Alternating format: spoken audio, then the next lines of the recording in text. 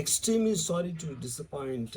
అంటే ఇప్పుడు ఏదో ఉనికిపోతున్నాను, మంచం కింద కూర్చొని ఏడుస్తున్నాను అని అందరూ what ever the media speculating, వాళ్ళందరికీ చిన్న డిసప్పాయింట్మెంట్గా ఉండొచ్చు వీడియో. ఇక్కడ పాయింట్ ఏంటంటే, I just want explain the whole concept. ఇప్పుడు నేను ఆల్మోస్ట్ ఒక 1 year బ్యాక్ ఏదో ట్వీట్స్ పెట్టాను అనే ఎలిగేషన్. ఆ ట్వీట్స్ ఎవరో మనోభావాలు దెబ్బతిన్నాయి. ఇక్కడ విచిత్రం ఏంటంటే 1 year బ్యాక్ పెట్టిన ట్వీట్స్ 4 డిఫరెంట్ ప్లేసెస్లో 4 డిఫరెంట్ జ్యూరిస్డిక్షన్స్లో నలుగురికి ఒకే 3-4 రోజుల వ్యవధిలో వాళ్ళ మనోభావాలు దెబ్బతిన్నాయి. వాళ్ళు ఆ పరంగా కంప్లైంట్ ఇవ్వడం, కేసులు పెట్టడం జరిగింది. ఇక్కడ పాయింట్ 1, ఎవరి మీద అయితే నేను పెట్టానన్న వాళ్ళు చెప్తున్నారో వాళ్ళకి లేదు, ఎవరో థర్డ్ పార్టీ, అసలు సంబంధం లేను.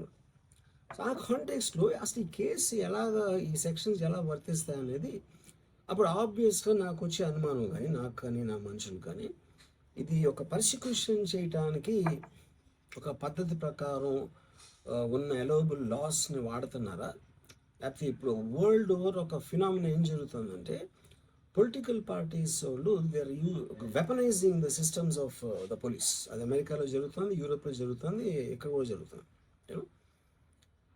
అప్పుడు నేను ఏ ఒక్క వ్యక్తిని, ఒక పోలీస్ ఆఫీసర్ని కానీ, ఒక పొలిటికల్ పర్సన్ కానీ నేను బ్లేమ్ చేయట్లా.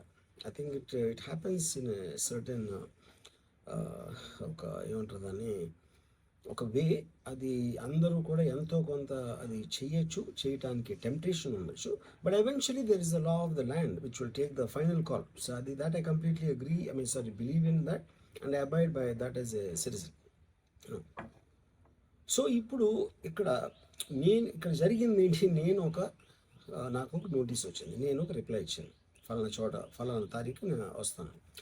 అప్పటికి నాకు జరుగుతున్న పని ఒక ఆన్గోయింగ్ స్కెడ్యూల్ ఉంది కాబట్టి, నాకు ఫిల్మ్ వర్క్ ఉంది కాబట్టి అవ్వలేదు. అండ్ ఇట్ ఈస్ వేరే ప్రొడ్యూసర్కి చేస్తాను, ఆ ప్రొడ్యూసర్కి నష్టం వస్తుంది కాబట్టి నేను మళ్ళీ టైం అడిగాను. ఇదేంటి కేసు, ఇదేం అర్జెంట్ కేసు అంటే 1 year తర్వాత ట్వీట్ చూసిన అతనికి 1 weekలో అన్నీ అయిపోవాలనేది ఏమన్నా మీనింగ్ ఉంటుంది అసలు దానికి? So which basically means it is being done for purposes other than the urgency of the case. ఇప్పుడు అర్జెన్సీ ఆఫ్ ద కేస్ అంటే, మీరు మర్డర్లు గేడర్లు ఇన్ని జరిగి సంవత్సరాలు తీసుకుని ఏదో ఏదో ఒక ట్వీట్ పెట్టిన ఎలిగేషన్ మీద హుటాహుటిని మీరు అక్కడి నుంచి పోలీసులు వచ్చేసి ఇలా చేసి అలా చేసి. ఇప్పుడు ఇంకోటి ఏంటంటే, ఫస్ట్ ఆఫ్ ఆల్ నాకు పోలీసులు అరెస్ట్ చేయడానికి వచ్చారు లేదో కూడా నాకు సరిగ్గా తెలియదు. ఎందుకంటే they didn't say it in so many words. నేను మీడియాలో కూడా ఎక్కడ చూడలేదు ఆ విషయం, అంత మీడియా స్పెక్యులేషన్ తప్పిస్తే అది నేను చూడలేదు.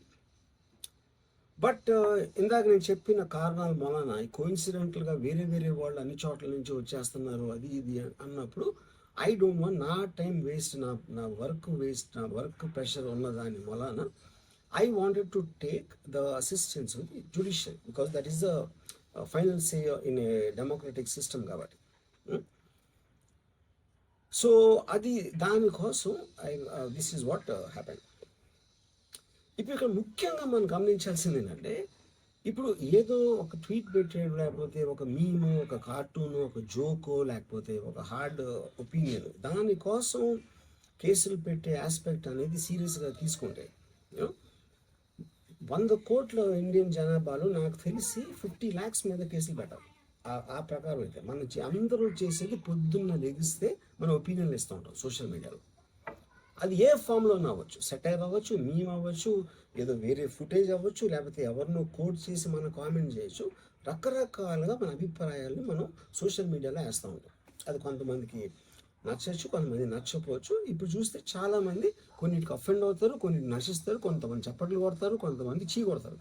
That is a process of the conversation which happens in the social media.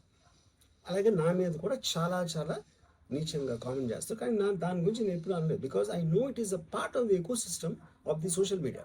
అది లేకపోతే సోషల్ మీడియాకి మీనింగ్ లేదు. ఫస్ట్ ఆఫ్ ఆల్ మీనింగ్ ఉండాలి అని మనం ఒకవేళ అనుకుంటే అప్పుడు దానికి పాలసీ చేయాలి.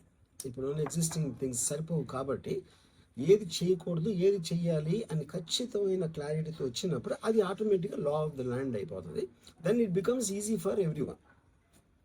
కానీ అది చేయటానికి ఫ్రీడమ్ ఆఫ్ స్పీచ్ కట్టేల్ చేయాలా, ఎక్స్ప్రెషన్ కట్టేల్ చేయాలా అనేది of course the experts have to decide and realise దాని మీద ఎలాంటి రామిఫికేషన్స్, ఇప్పుడు దాని పేరు మీద చెప్పి ఫ్రీడమ్ ఆఫ్ ఎక్స్ప్రెషన్ కర్టైల్ చేస్తే that might have many more consequences which could be more dangerous than what they think it is now.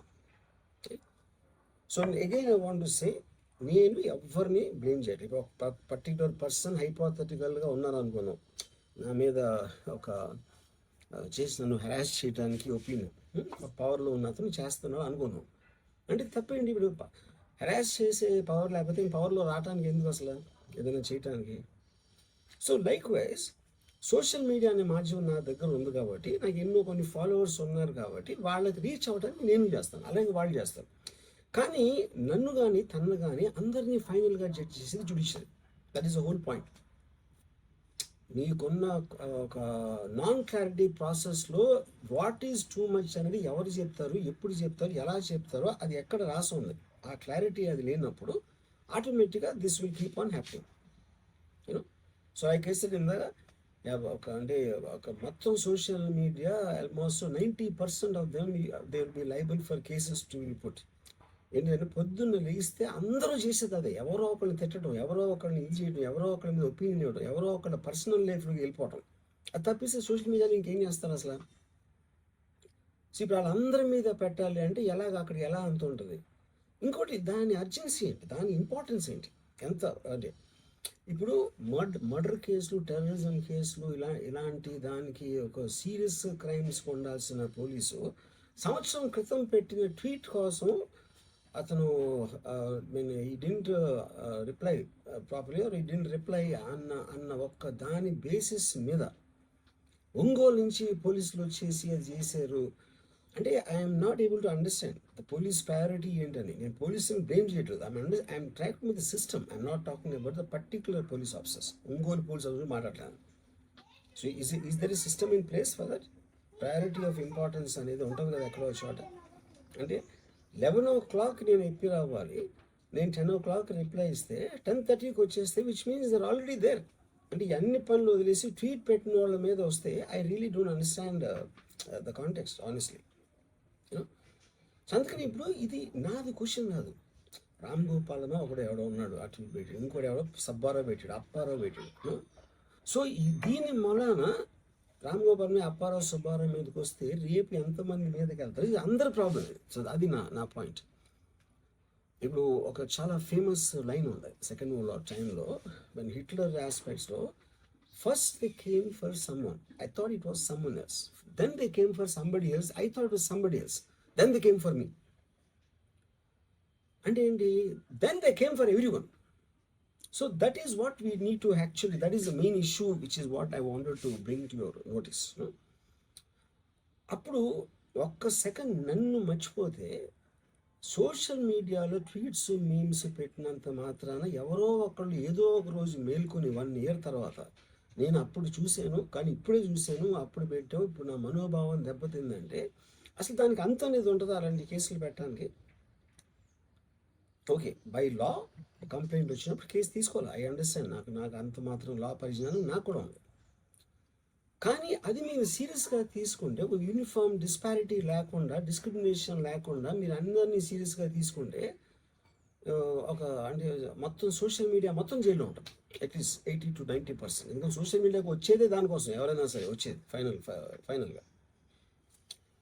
So basically I felt there is a need for me to tell for the concern people. ఇప్పుడు నేను పారిపోయానా, దాక్కుని ఏడుస్తున్నానా, భయపడి ఉనికిపోతున్నానా, whatever, అదొకే, that's all fine. I know that is for entertainment at the end of the day. అలాంటి thumbnails లేకపోతే ఎవరు చూడరు కాబట్టి వాళ్ళ బతుకు తీరు కోసం అలాంటివి పెట్టుకుంటారు. I have no problem with that. Everybody wants to make a living. But on the larger picture I want to say this one thing lastly నేను చెప్పేది అంటే, ఒక్కటే అందరూ అర్థం చేసుకోవాల్సింది, ఇది సోషల్ మీడియా ప్రాబ్లం, నా ఒక్క ప్రాబ్లం కాదు.